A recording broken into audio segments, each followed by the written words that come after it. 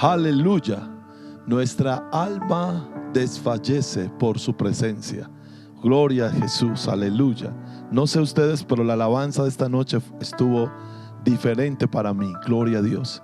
He percibido al Señor de una manera muy especial a través de las alabanzas que hemos cantado esta noche.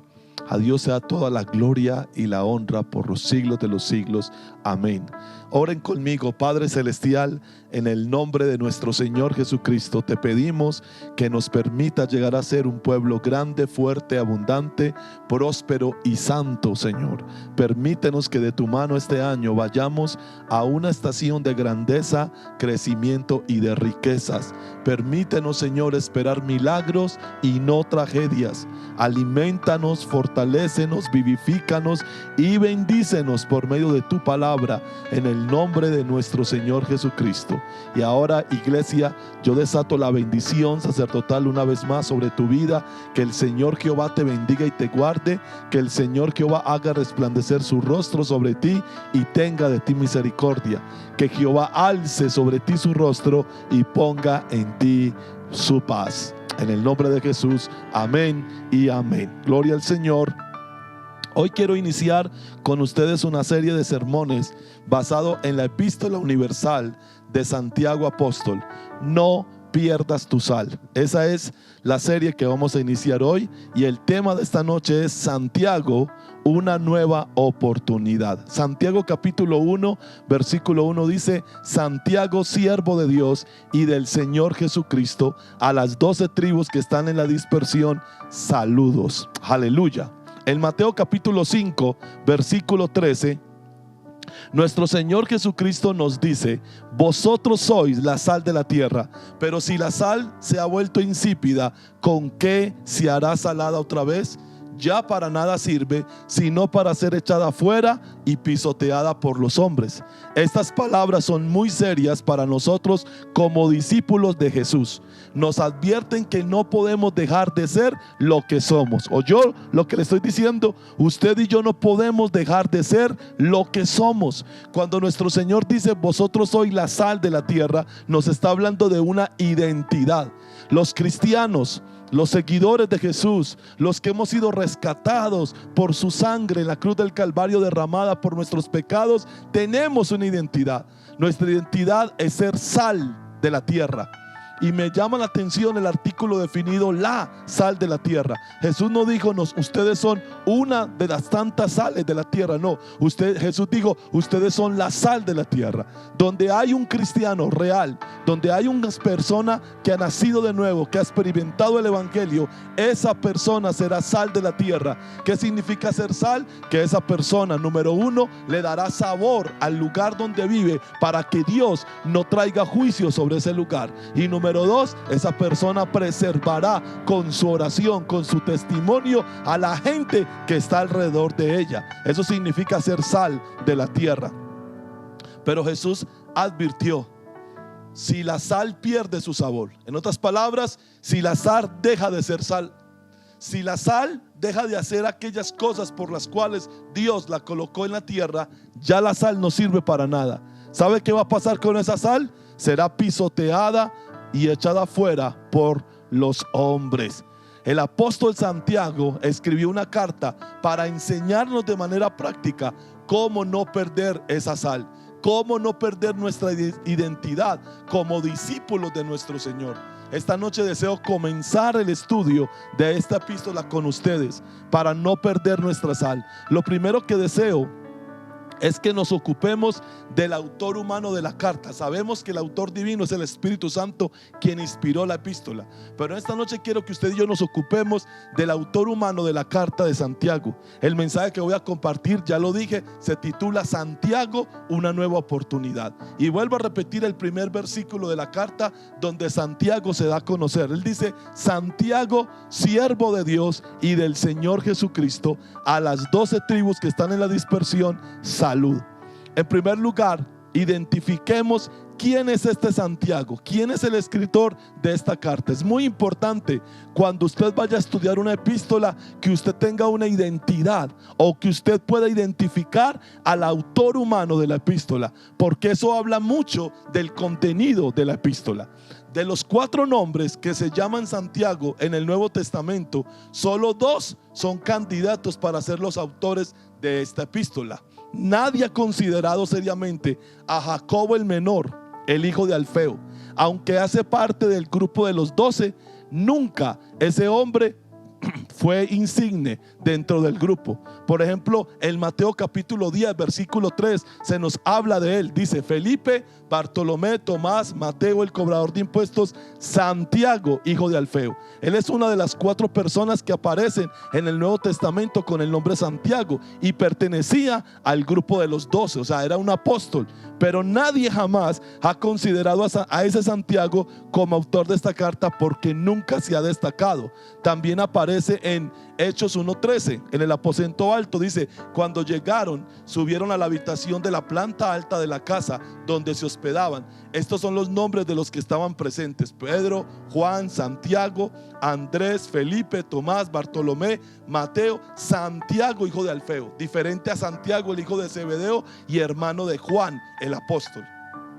A pesar de ser parte de los 12, el hijo de Alfeo no se distinguió entre los apóstoles, habiendo permanecido más bien en el anonimato. Además, no existe evidencia o indicio alguno de que la epístola haya sido atribuida por alguien a Santiago durante los 20 siglos de cristianismo que tenemos. El otro personaje que lleva el nombre Santiago, que también es descartable completamente, es Santiago, el padre de Judas. En el grupo de los 12 había 2 Judas: el Iscariote, que es el más famoso, que fue el que traicionó a Jesús, pero había otro Judas y su papá se llamaba Santiago. Tampoco se le atribuye al papá de este Judas la autoría de esta carta. Dice: el otro descartable completamente, Jacobo, el padre de Judas, no el Iscariote del cual se hace mención en Lucas 6:16. Judas, hijo de Santiago. Judas Iscariote, quien después lo traicionó. Noten que hay 2 Judas en el grupo de los 12: el hijo de Santiago y Judas Iscariote, quien lo traicionó. El hijo de Santiago, ese papá de ese apóstol, tampoco es recomendable como autor de la epístola universal de Santiago. Este hombre no figura como alguien importante en la iglesia primitiva. De hecho, es casi un desconocido. Posiblemente es la primera vez que usted oye hablar del papá de Judas, el que no traicionó a Jesús. Así que solo quedarían 2 posibles candidatos para la epístola: Jacobo o Santiago el menor, el hermano de Juan, hijo de Zebedeo, y Santiago, el medio hermano del Señor. Con respecto a Jacobo, el hermano de Juan, que aparece en Mateo 4, 21 y 22, vamos a leerlo. Un poco más adelante, por la orilla, vio a otros 2 hermanos, Santiago y Juan, sentados en una barca junto a su padre Zebedeo, reparando las redes. También los llamó para que lo siguieran. Ellos, dejando atrás la barca y a su padre, lo siguieron de inmediato. De este Santiago, el tercero, el hijo de Zebedeo, el hermano de Juan, sabemos que fue ejecutado por orden de Herodes Agripa I, en Hechos capítulo 12, versículo 1 al 2. Dice allí la palabra del Señor: por ese tiempo el rey Herodes Agripa comenzó a perseguir a algunos creyentes de la iglesia.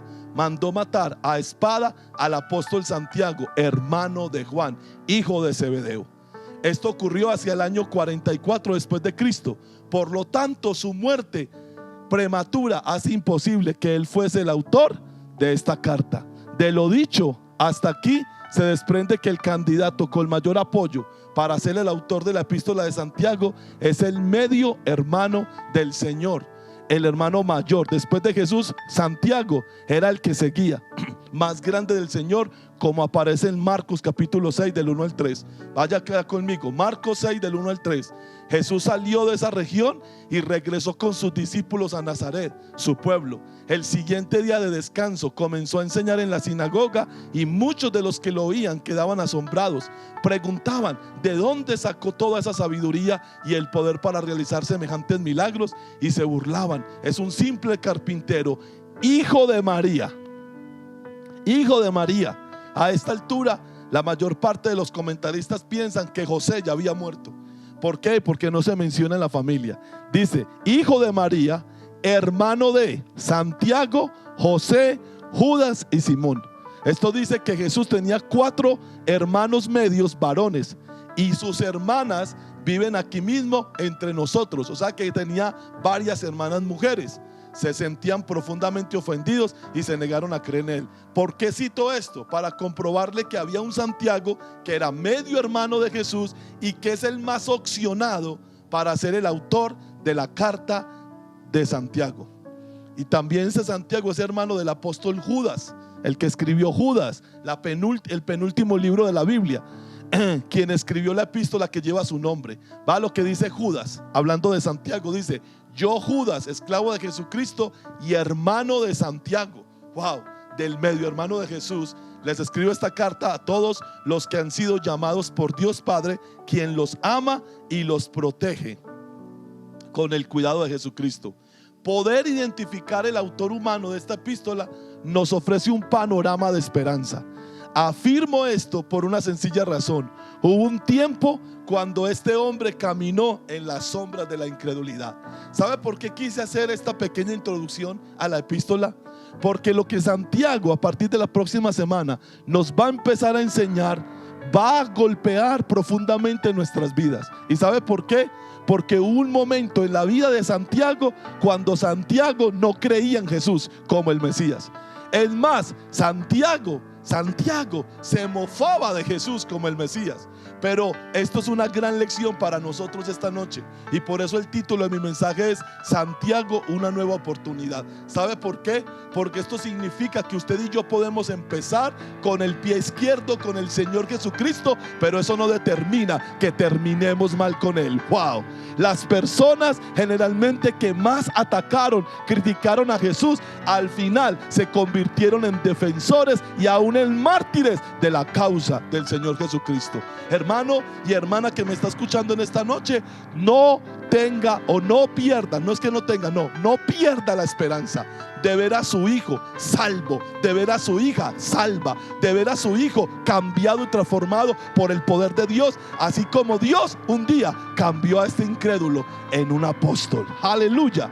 En segundo lugar, examinemos a Santiago en aquella época de incredulidad. Inicialmente Santiago había rechazado a nuestro Señor Jesucristo como Mesías. Wow, pastor, ¿dice eso la Biblia? Claro que lo dice. Juan capítulo 7, versículo del 1 al 8. Dice la palabra del Señor: después Jesús recorrió la región de Galilea. Quería alejarse de Judea, donde los líderes judíos estaban tramando su muerte. Pero se acercaba el tiempo judío del festival de las enramadas, y sus hermanos le dijeron: sal de aquí y vete a Judea, donde tus seguidores, ojo, donde tus seguidores, los hermanos no se contaban entre los seguidores de Jesús, donde tus seguidores puedan ver tus milagros. No puedes hacerte famoso si te escondes así. Si tienes poder para hacer cosas tan maravillosas, muéstrate al mundo, le dijeron los hermanos, entre ellos encabezado por Santiago, pues ni siquiera sus hermanos creían en él. Entonces Jesús le responde: este no es el mejor momento para que yo vaya. Respondió Jesús: pero ustedes pueden ir cuando quieran. El mundo no puede odiarlos a ustedes, pero a mí sí me odia, porque yo lo acuso de hacer lo malo. Vayan ustedes. No iré al festival porque todavía no ha llegado mi momento. ¿Sabe qué determinó esto? Determina que hubo una época donde el apóstol Santiago era enemigo del mensaje del evangelio. Santiago sabe lo que es la regeneración. Santiago sabe lo que es experimentar el nuevo nacimiento. Santiago sabe lo que es ser salvo, porque un día no lo fue. Aleluya. Oh my God. El que te va a enseñar cómo no perder tu sal es aquel que un día no tuvo ninguna sal en él mismo. Es aquel que un día fue azúcar, por decirlo así. Aleluya. Podemos recibir el testimonio del apóstol Santiago porque él sabe lo que nos va a decir cuando comienza a enseñarnos cómo no perder nuestra sal. de las palabras de los hermanos de nuestro Señor Jesucristo podemos sacar por lo menos 3 conclusiones de lo que le acabo de leer en Juan. La primera, era evidente para ellos su gran poder sobrenatural. Los hermanos le dijeron: sal de aquí y vete a Judea, donde tus seguidores puedan ver tus milagros.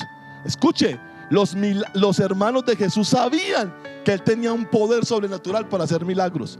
No puedes hacerte famoso si te escondes así. Si tienes poder para hacer cosas tan maravillosas, muéstrate al mundo.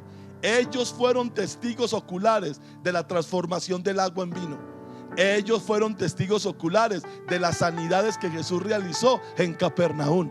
Ellos fueron testigos oculares de un sinnúmero de milagros. Y sin embargo, y esta es la segunda conclusión, el poder sobrenatural de Jesús no hizo impacto en ellos, no les dio la fe salvadora. Wow. La primera conclusión es: era evidente para ellos su gran poder sobrenatural.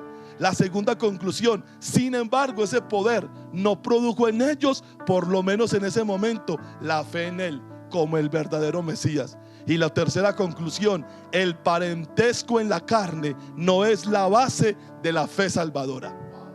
Aleluya.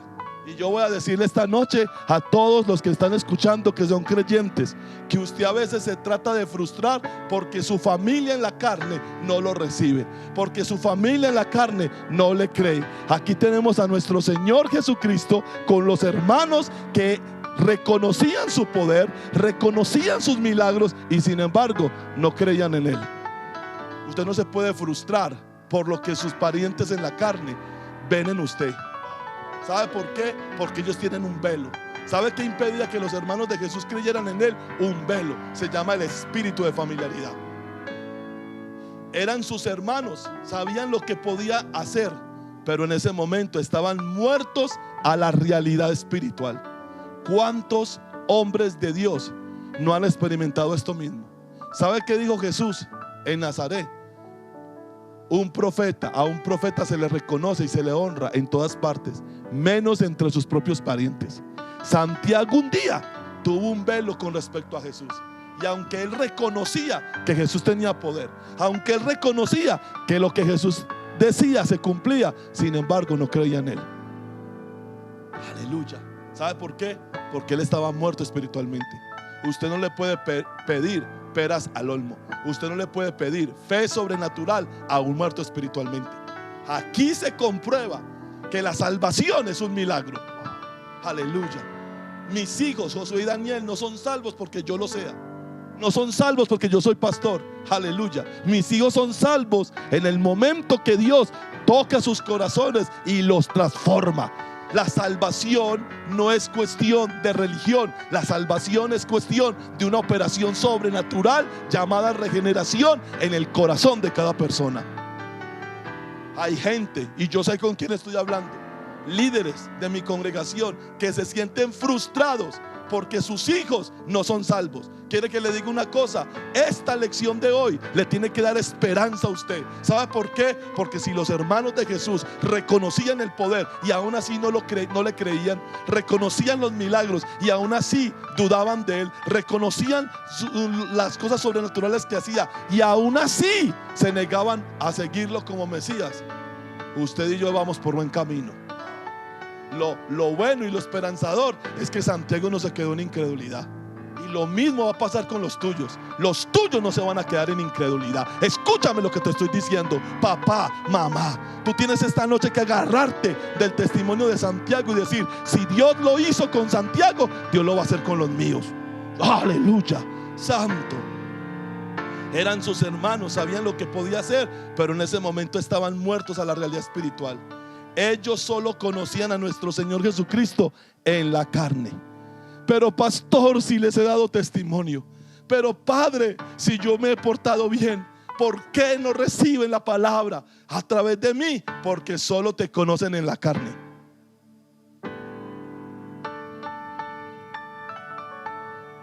En 2 de Corintios capítulo 5 versículo 16, el apóstol Pablo dice: así que hemos dejado de evaluar a otros desde el punto de vista humano. En un tiempo pensábamos de Cristo solo desde un punto de vista humano, ¿qué tan diferente lo conocemos ahora?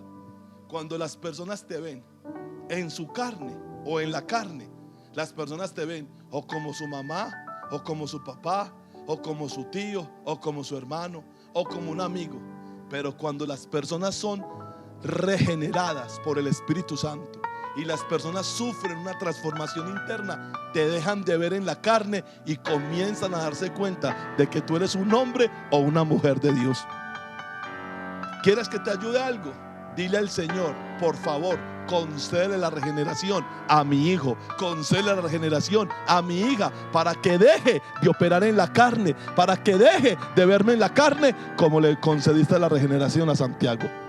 Santiago llegó a convertirse en un apóstol, no por su parentesco carnal con nuestro Señor Jesucristo, sino por la experiencia sobrenatural que recibió cuando nuestro Señor Jesucristo resucitó. ¿Sabe cuándo Santiago fue regenerado? ¿Sabe cuándo Santiago nació del agua y del Espíritu? En la resurrección de Jesús. Y la experiencia de la regeneración fue lo que lo transformó. Si no, Santiago hubiera quedado toda su vida negando, igual que los judíos negaron a Jesús. Hoy estaba leyendo las escrituras, ya en las horas de la tarde, después de haber orado y pasado un tiempo con el Señor para esta predicación, con mi esposa. Y nos leímos casi todo el evangelio de Mateo. Y llegamos a la parte donde los soldados romanos van donde los judíos y les dicen que Jesús eventualmente resucitó. Les cuentan que un ángel vino y removió la piedra. Les cuentan que el Señor resucitó. ¿Y sabe qué dicen los judíos? Sobornaron a los soldados para que dijeran que los apóstoles se los robaron. Y yo le decía a mi esposa, es que la gente no puede creer en Jesús a menos que Dios se los conceda. La regeneración es un milagro. Aquí tenemos a Santiago, que un día antes de ser apóstol, un día antes de ser siervo de Jesucristo, un día antes de ser siervo de Dios, era enemigo de él. Aleluya. Pero lejos de ponerme triste por esto, estoy feliz. ¿Sabe por qué? Porque lo que Dios hizo en Santiago, Dios lo va a hacer en usted. Lo que Dios hizo en este hombre, Dios lo va a hacer en miles de personas aquí en Yarumal. Dios los va a salvar, Dios los va a regenerar, Dios los va a convertir. Usted lo va a ver y se va a quedar con la boca abierta. La gente que hoy más reniega del evangelio, mañana serán los mejores defensores de él.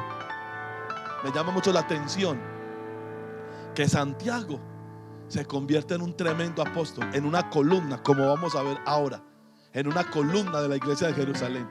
El hombre que un día le dijo a Jesús, vete a Judea para que te hagas famoso, porque no creía en él, después da la vida en el año 62 por él. Wow. En tercer lugar, la resurrección, una nueva oportunidad para Santiago.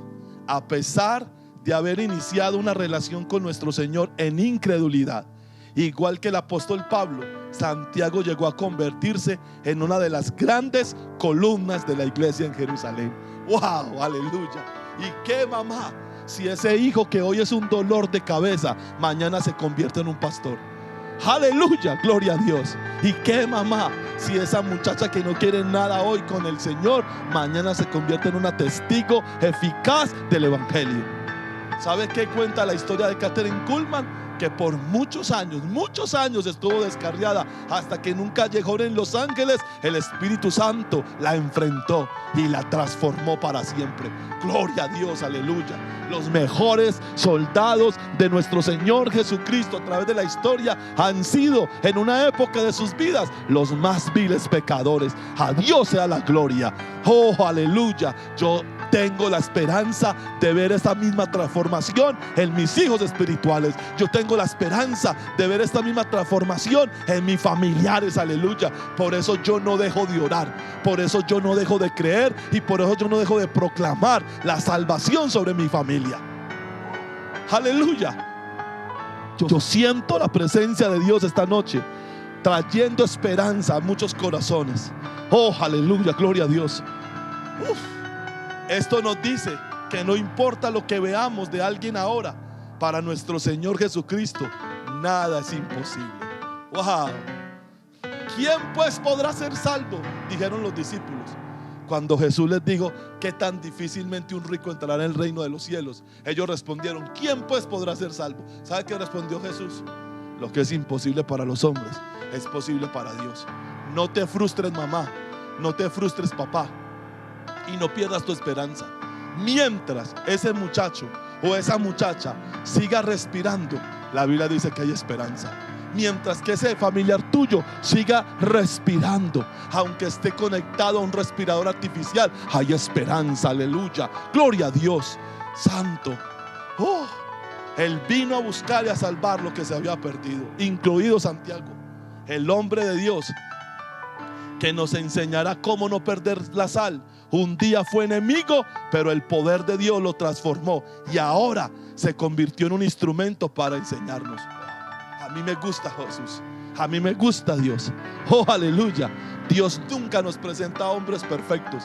Dios nos presenta a hombres transformados. Dios no nos presenta hombres que nunca pecaron. No, Dios nos presenta viles pecadores que Él cambió y transformó.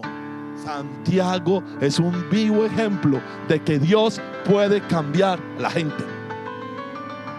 Y quiere que le diga una cosa: usted va a cambiar. En los próximos meses, en los próximos años, usted se va a mirar a un espejo y aunque va a ver el mismo rostro, no va a tener la misma alma. Su alma va a sufrir cambios, su alma va a sufrir transformaciones por el poder de Dios. Y no porque lo diga el pastor Gabriel, sino porque esa es la esperanza del evangelio. Él vino a buscar y salvar lo que se había perdido. El hombre de Dios que nos enseñará cómo no perder la sal, un día fue enemigo, pero el poder de Dios lo transformó y ahora Él es un instrumento para enseñarnos. Esto es muy esperanzador para todos nosotros. Santiago se volvió el líder clave en la iglesia de Jerusalén, como lo atestiguan las siguientes escrituras o las siguientes citas bíblicas. Palabras del apóstol Pedro cuando fue liberado por el ángel. Miren lo que Pedro dijo cuando fue liberado por el ángel, para que usted vea la importancia que tenía Santiago en la iglesia de Jerusalén. En Hechos 12:17 Pedro dice: Él les hizo señas a los de la casa de Rode para que se callaran y les contó cómo el Señor lo había sacado de la cárcel. Y va lo que le dice Pedro: díganle a Santiago y a los demás hermanos lo que pasó. Dijo Pedro y después se fue a otro lugar. Santiago era tan importante que Pedro lo tuvo en consideración para que le contaran lo que el ángel había hecho por él. No solamente está esa cita, también tenemos a Santiago liderando el primer concilio de la iglesia. En Hechos capítulo 15 versículo 13 lo hallamos. Dice: cuando terminaron, ¿quiénes? Pablo y Bernabé, de contar todas las hazañas, Santiago se puso de pie y dijo: hermanos, escúchenme. Santiago era una autoridad. Santiago era una autoridad en la iglesia de Jerusalén. Le voy a decir algo sorprendente: Santiago llegó a ser más importante que el mismo Pedro y que el mismo Juan en la iglesia de Jerusalén. Mire la transformación que Dios hizo en ese hombre. También lo encontramos entre los ancianos líderes de la iglesia que recibieron a Pablo en Jerusalén. Hechos capítulo 21 versículo 18 dice: al día siguiente Pablo fue con nosotros para encontrarnos con Santiago, y todos los ancianos de la iglesia de Jerusalén estaban presentes. Además, siendo llamado una de las columnas de esa iglesia junto con Pedro y Juan por el mismo apóstol Pablo en Gálatas 2:9. Pablo mismo reconoce que Santiago era una columna de la iglesia. Dice en Gálatas 2:9: de hecho, Santiago, Pedro y Juan, quienes eran considerados pilares de la iglesia, reconocieron el don que Dios me había dado y nos aceptaron a Bernabé y a mí como sus colegas. Nos animaron a seguir predicando a los gentiles mientras ellos continuaban su tarea con los judíos. Este hombre, transformado por la gracia de Dios, fue conocido como Santiago el Justo. Wow. De ser un incrédulo, pasó a ser conocido como Santiago el Justo por su devoción a la justicia. ¿Saben la Biblia en el Nuevo Testamento que la justicia? Lo que Dios exige. Él fue martirizado cerca del año 62 después de Cristo, de acuerdo al historiador Josefo, judío del primer siglo. Escúcheme: de ser un incrédulo pasó a ser un apóstol. De ser un apóstol se convirtió en un mártir. ¿Transforma o no transforma a Dios? ¿Es Santiago una oportunidad o no es una oportunidad? ¡Wow! Santiago y su testimonio hoy es la base de nuestra esperanza. Tú verás a tus hijos servirle a Dios. ¿Escuchaste lo que te estoy diciendo? Tú verás a tus hijos servirle a Dios. Tu familia no se ha perdido. Tu familia está en el plan de Dios. Y Dios lo va a hacer contigo y con los tuyos. Aleluya. Santiago escribió con la autoridad de uno que había visto personalmente al Cristo resucitado. En 1 Corintios 15 versículos 6 y 7, el apóstol Pablo nos dice: más tarde lo vieron más de 500 de sus seguidores a la vez. Y lo va a sorprender con lo que le va a leer, la mayoría de los cuales todavía viven, aunque algunos ya han muerto. Luego lo vio Santiago y después lo vieron todos los apóstoles. ¿Sabe que esta cita de Pablo no está en ningún evangelio? En ningún evangelio dice que Jesús se le presentó a Santiago, pero Pablo aquí atestigua que antes de Jesús presentársele resucitado a los 11 apóstoles, porque Judas ya se había ahorcado, se le presentó a Santiago. Entonces, ¿quién era Santiago para Jesús? ¿Quién era Santiago para Jesús? Que se le presentó vivo antes de ir donde los 11. ¿Sabe cómo Santiago nació de nuevo? Por la resurrección de nuestro Señor Jesucristo. Ahí Jesús le demostró a Santiago que él era el Mesías. Ahí Jesús le demostró a Santiago que él era el Hijo de Dios. Y aquí voy a hacer una nota aclaratoria. Escúcheme. Si a Jesús le importó salvar a sus hermanos en la carne, si a Jesús le importó salvar a su madre, y si a Jesús le importó la salvación de sus hermanas, entonces a Jesús también le importa que tu familia y mi familia sean salvos. Aleluya. Por eso muchas oraciones van a ser respondidas sobrenaturalmente. Por eso muchos de nuestros hijos van a ser salvos. Aleluya. Gloria a Dios. Oh, santo. Nuestro Señor Jesucristo lo amaba y por esta razón se le presentó vivo y resucitado. Lo más probable es que Santiago escribió esta epístola a creyentes dispersos como resultado de la turbulencia registrada en el libro de Hechos, capítulo 12, cerca del año 44. No hay mención del concilio de Jerusalén, descrito en Hechos 15, que fue hecho en el año 49, lo cual se esperaría si ese concilio se hubiera llevado a cabo antes de haber escrito la carta. Por lo tanto, la epístola de Santiago puede ser fechada con confianza entre los años 44 y 49, haciéndola el libro más antiguo del canon del Nuevo Testamento. ¿Sabe una cosa? La epístola de Santiago fue escrita primero que los 3 evangelios sinópticos. Fue escrita primero que Mateo, que Marcos, que Lucas, porque sabemos que Juan fue el último libro que se escribió del Nuevo Testamento. No fue Apocalipsis, fue Juan el Evangelio. Y yo sé que usted nunca ha escuchado eso, pero ya lo escuchó. Así, y con esto concluyo, tenemos el panorama de quién nos enseñará las próximas semanas. Una fe práctica donde no perdamos nuestra identidad cristiana, sino que seamos para esta tierra la sal que Dios quiere. Santiago te puede enseñar cómo ser sal, porque él fue transformado por el poder de Dios y él se convirtió en la sal de Jerusalén. De ser incrédulo se convirtió en un cristiano. Siendo un cristiano llegó a ser un apóstol, y siendo un apóstol llegó a dar su vida en sacrificio por la causa de Jesús. Santiago, una oportunidad. Este mensaje tiene que marcar tu vida para siempre. No pierda la esperanza. Lo que Dios ha comenzado en tu familia, Él mismo lo completará. Padre que estás en los cielos, en esta noche te damos gracias por el testimonio del apóstol Santiago.